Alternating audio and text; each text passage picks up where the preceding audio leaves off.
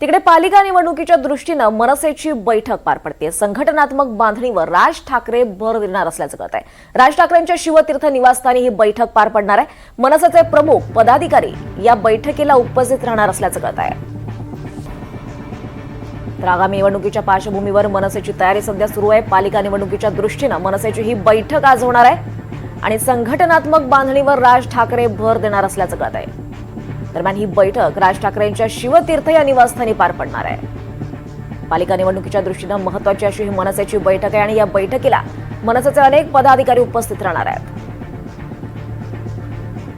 शिवतीर्थ या निवासस्थानी राज ठाकरेंची बैठक पार पडणार आहे। मनसेचे प्रमुख पदाधिकारी या बैठकीला उपस्थित राहणार आहेत। नेमकं राज ठाकरे या बैठकीत काय मार्गदर्शन करतात, काय चर्चा होते हे पाहणं महत्त्वाचं ठरणार आहे। दरम्यान संघटनात्मक बांधणीवर या बैठकीत चर्चा होणार असल्याचं कळत आहे।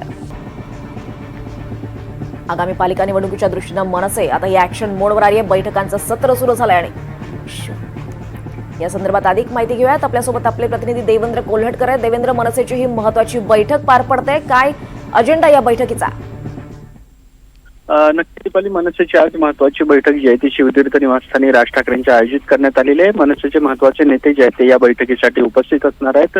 जी माहिती मिळते त्यानुसार आता ऑक्टोबर-नोव्हेंबर मध्ये स्थानिक स्वराज्य संस्थांच्या निवडणुका होण्याची शक्यता व्यक्त केली जाते। त्यातही खास करून मुंबई महानगरपालिकेची निवडणूक जी आहे ती अत्यंत महत्वाची मानली जाते आणि त्याच अनुषंगी तयारीच्या दृष्टीने संघटनात्मक बांधणी असेल किंवा निवडणुकीची तयारी असेल या अनुषंगी महत्वाची बैठक जी आहे ती शिवतीर्थ निवासस्थानी पार पडणार आहे। गेल्या काही दिवसापासून मनसेचं सातत्याने बैठक सत्र सुरू आहे। मनसे अध्यक्ष राज ठाकरे यांच्याकडून केंद्रीय समिती देखील एक गठीत करण्यात आलेली आहे।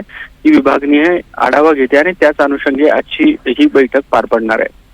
निश्चितच देवेंद्र, या बैठकीचे अपडेट्स तुमच्याकडनं घेत राहू। तुर्तास धन्यवाद या सगळ्या सविस्तर माहितीसाठी।